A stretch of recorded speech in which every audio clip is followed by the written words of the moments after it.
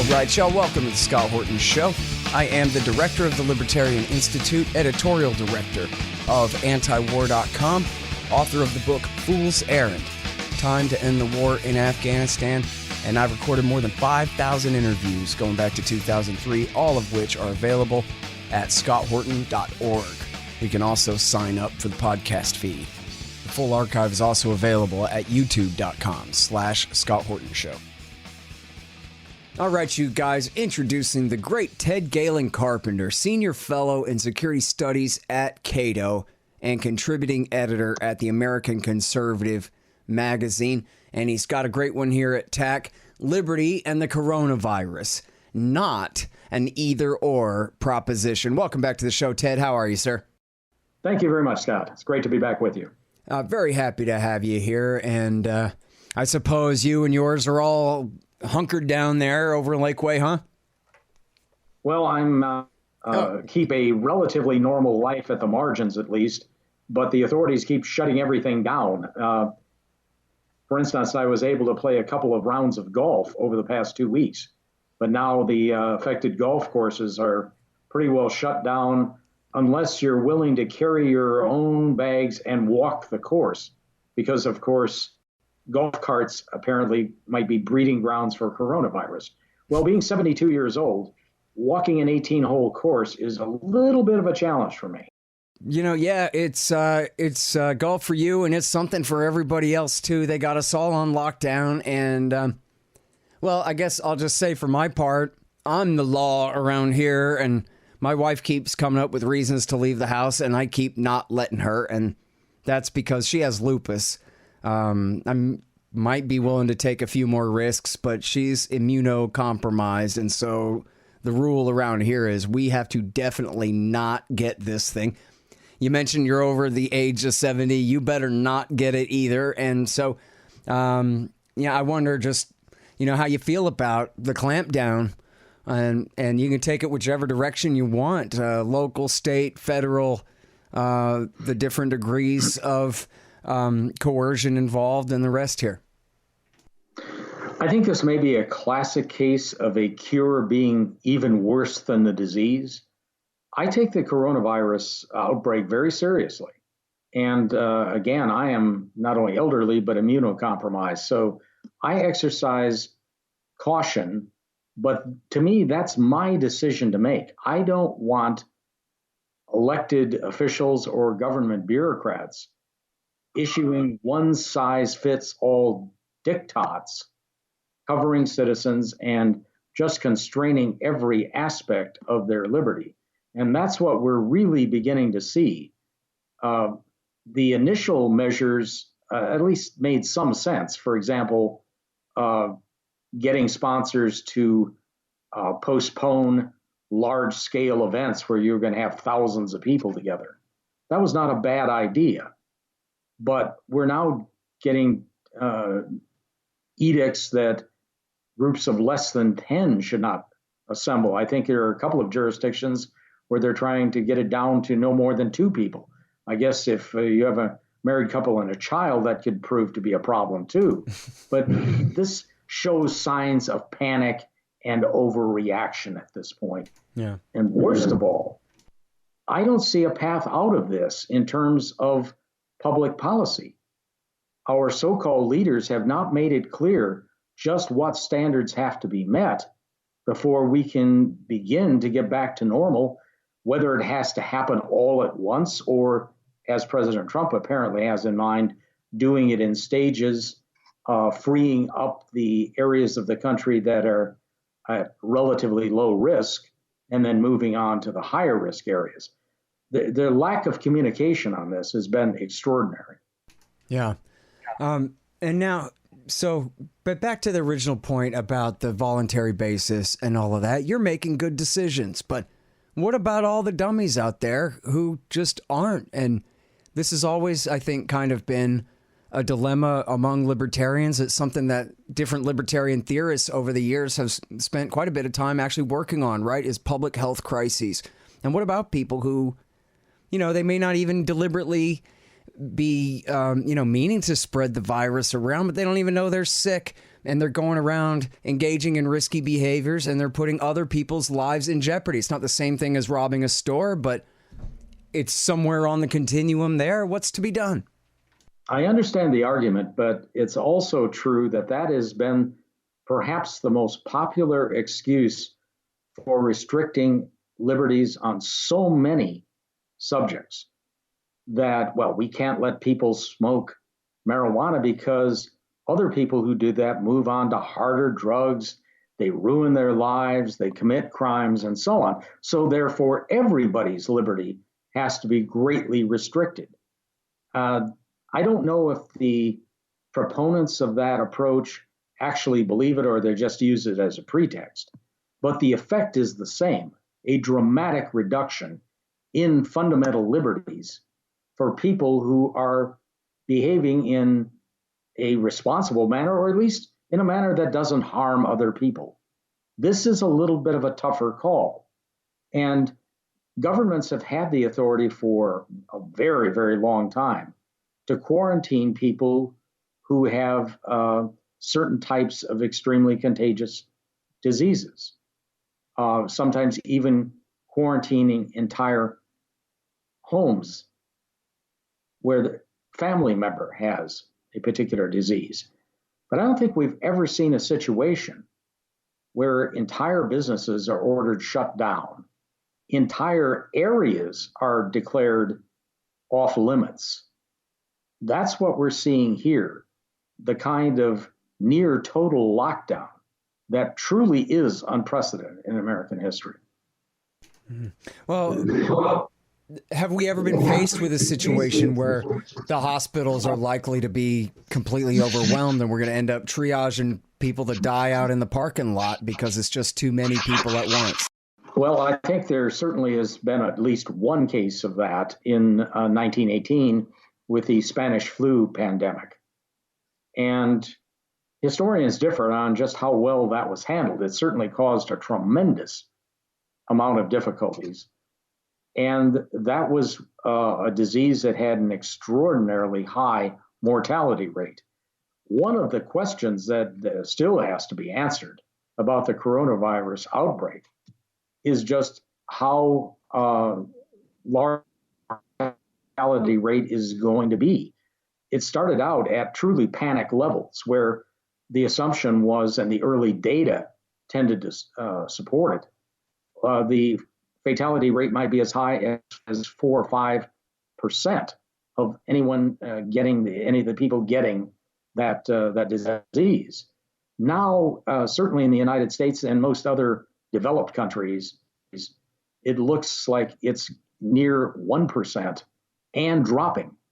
So we may end up eventually with this disease, unpleasant as it is, dangerous as it is, not being much worse than seasonal flu outbreaks. And we don't shut down the entire country over those episodes, nor should we. I don't think you could even have a modern interconnected economy functioning if you tried to do that. Mm-hmm. We also have to ask, what happens if this isn't an isolated incident? That this virus, like many flu-like viruses, ebbs and flows with the seasons. And we'll find this back when the next winter arrives. Are we going to shut down the entire society, the entire economy again? I mean, that's something that has tremendous economic costs, not to mention the costs in terms of the impact on individual rights, individual liberties. Mm-hmm. Well, now a couple of things there. I mean, first of all, it's really hard to do all the statistics and all of that with the different countries and the different age ranges and all the different things. But it sure seems like even, say, reports out of New York right now where the hospitals are getting right up to the limit of overwhelmed here. We don't see that with the flu, with that many people being hospitalized at once where the hospitals themselves go into crisis and that kind of thing, right? Well, we do come close. This is getting to be an especially severe event in certain areas, but we also have to realize the New York City metropolitan area is truly the epicenter of this epidemic in the United States. Over half the cases are in the greater New York metropolitan area. The rest of the country for the most part, you're not seeing that kind of strain on the healthcare system.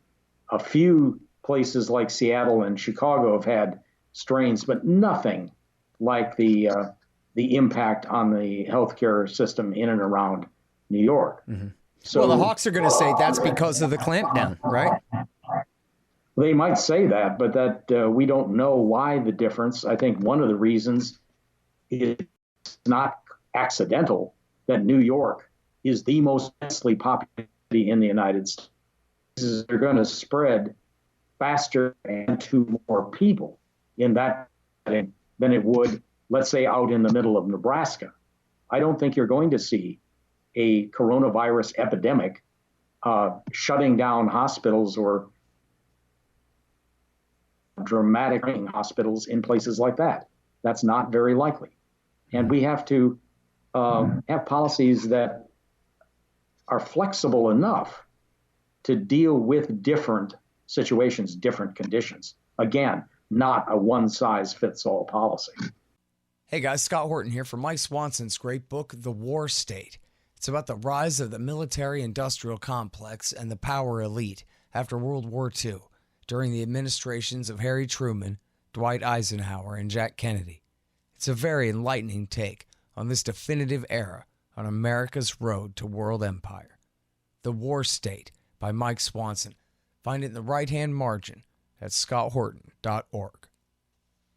Hey y'all, Mike Swanson is a successful Wall Street trader with an Austrian school understanding of the markets, and therefore he has great advice to share with you. Check out Mike's work and sign up for his list at wallstreetwindow.com. And that's what you'll get, a window into all of Mike's trades. He'll explain what he's buying and selling and expecting and why. I know you'll learn and earn a lot. wallstreetwindow.com. That's wallstreetwindow.com. So now let's talk about some of the instances in history that you mentioned here when it comes to the ratchet effect, Robert Higgs' ratchet effect, and the growth of government power in the name of this, that, and the other emergency here. I think in here you mentioned that when we're talking about the horrible persecution of the heroic Julian Assange, that's Woodrow Wilson's Espionage Act left over from World War I.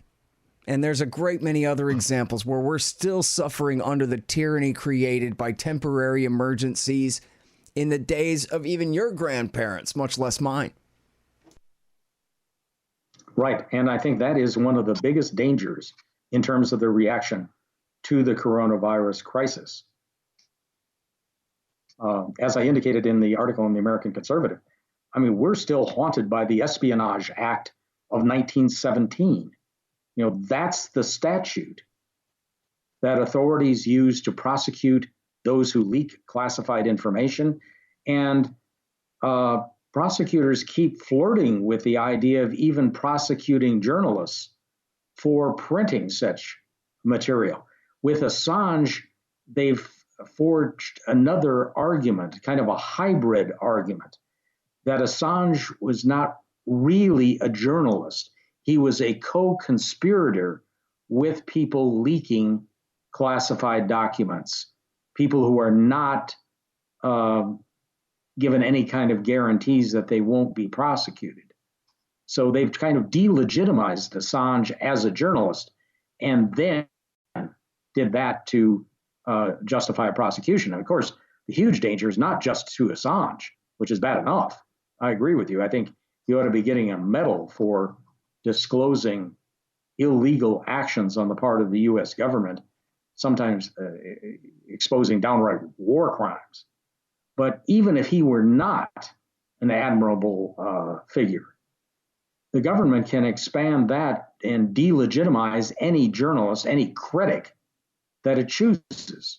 And you can bet that will be part of the strategy going forward. We have so many other things that started out as temporary measures or emergency measures and have become part of the permanent expansion of the Patriot Act being a huge example of how governmental power exploded because of a public panic, a public overreaction to the 9/11 terrorist attacks.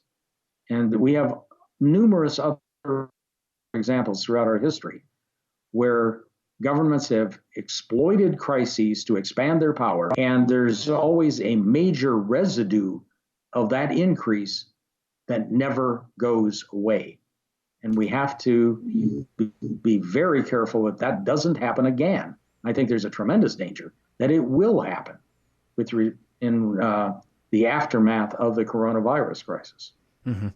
Well, and as you said, this could be a permanent crisis from now on. And I think to answer your hypothetical question earlier about, well, what if this is just seasonal and we end up suffering through the coronavirus season along with the flu, every year and this kind of thing?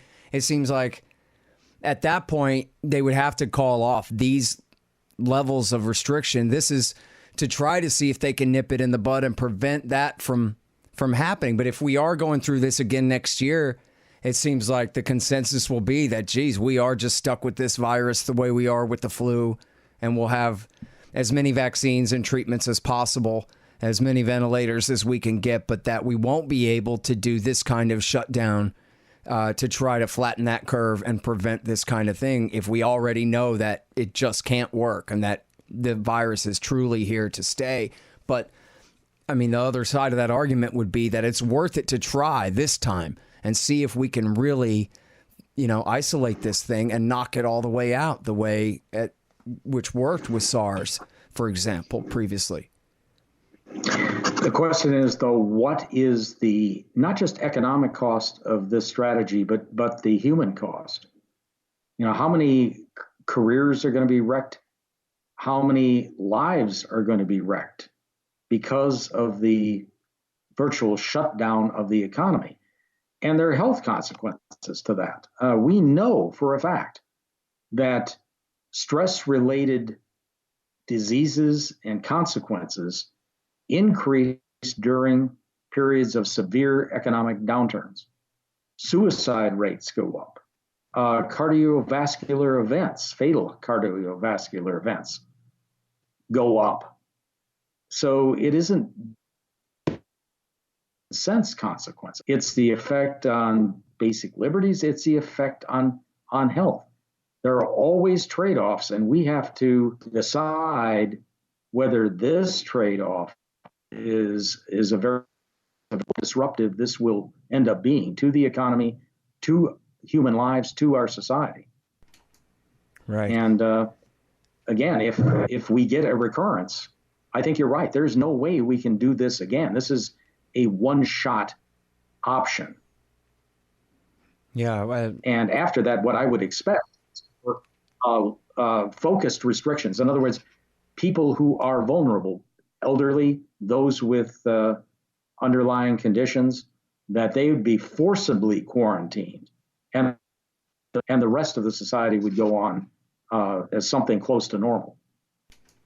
Well, and yeah, we don't know yet about the effects on, herd immunity, or whether, if for people who have had it and recovered, they're just beginning testing right now to see how immune they are to further infection. Of course, with the flu virus mutates all the time.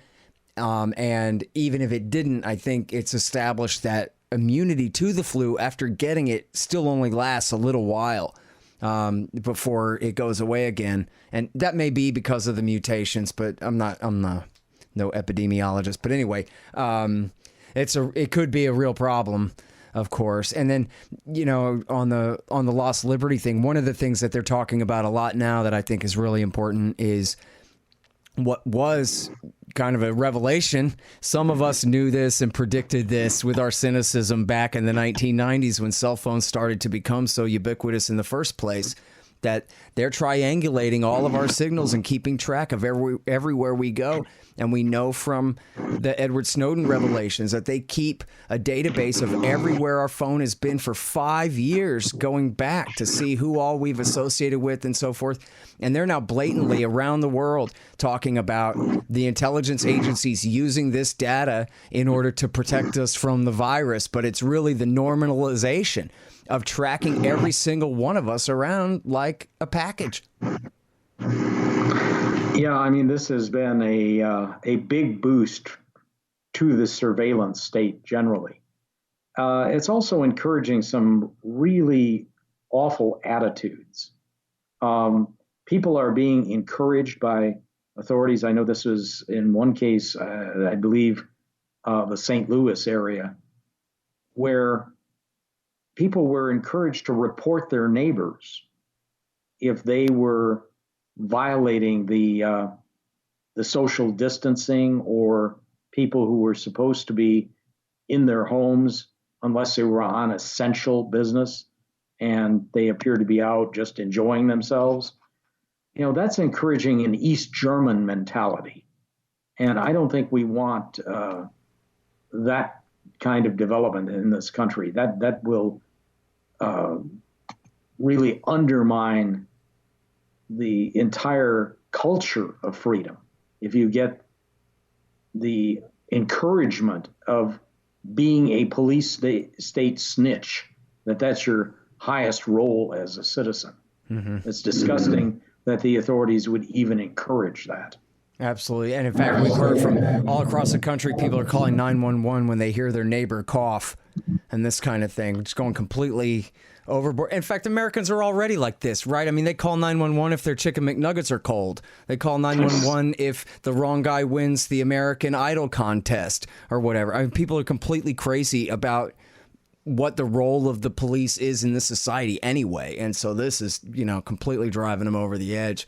We've already seen. But now, so let me ask you this, because you're talking about the economy, and unfortunately, I tried to quit Twitter, but they keep pulling me back in, and I just can't help it. And I see there's so many of these takes on the right say things like, well, we got to save the economy. And so if some people have to die, then how much is a human life worth anyway? And this kind of thing. And then on the other side, on the left, they're saying that, oh, yeah, sure, just sacrifice lives for the cult of the almighty dollar and the Wall Street banks and this kind of thing.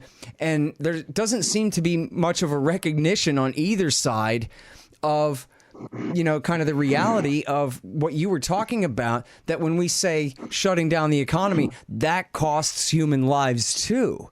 And that the question is, how many lives are you sacrificing in this direction in order to save that many lives in the other direction? And of course, government doesn't know the answer to this question, even though they're the ones in charge of deciding for the rest of us.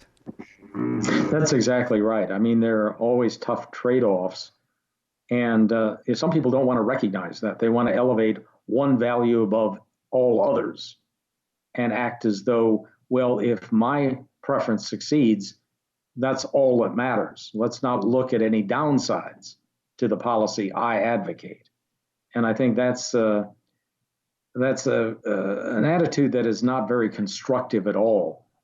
What I would like to see, at a minimum, since our authorities are kind of enjoying their power and running amok, at least indicate how we return to something resembling normal. What kind of standards? Do we have to see a decline in the number of new cases of coronavirus, for example? If so, how much of a decline? For how long? We are getting next to nothing in the way of statements or plans for how we transition out of the state of emergency. And that's, I think, a dereliction of leadership. If these people who are elected to public office or who are high-level appointees want to assert their leadership, then they better answer to the public about all of these kinds of questions. Mm-hmm.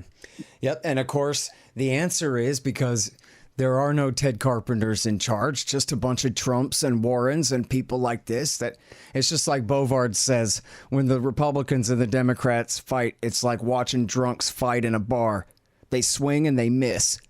And so Donald Trump's going to try to send everybody back to work sooner because that's what Goldman Sachs wants or something like that. I actually had a friend emailed me, said he got an email from Wells Fargo that said, congratulations, your deposit limit has just been raised, right? Because, of course, his $1,200 check is really just a welfare payment to Wells Fargo rather than to him, right? The check he's got coming and this kind of thing. So you'll have that on the right where they're saying everybody go back to work faster, sooner, regardless of the consequences for the collateral damage and all that. And then you'll have on the other side these people who refuse to accept the reality of scarcity and where capital comes from and or any of these things, and who just think that government and the economy can be run by magic wishes, and that if only we just abandon capitalism and put Congress in charge of all the decisions from now on, then we can all just stay home through Christmas, I guess, and figure out later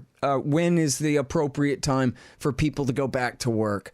And so doesn't sound like there's going to be much reason in between those kind of extremes at all.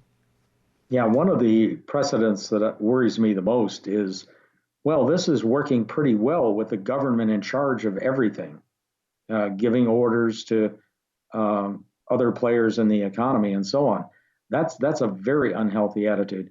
You know, I would just quibble with one point that you raised with the drunks fighting in the bar. Very often they don't end up hitting each other, but they very often end up hitting or slamming into bystanders. Right. And that's what I'm afraid with the political disputes that we have here in the United States about this issue or about a lot of other issues. The people getting hurt are the people just on the sidelines. They're not active participants in the fight. Right. And there's no accountability for the people who are in charge and making the wrong calls either.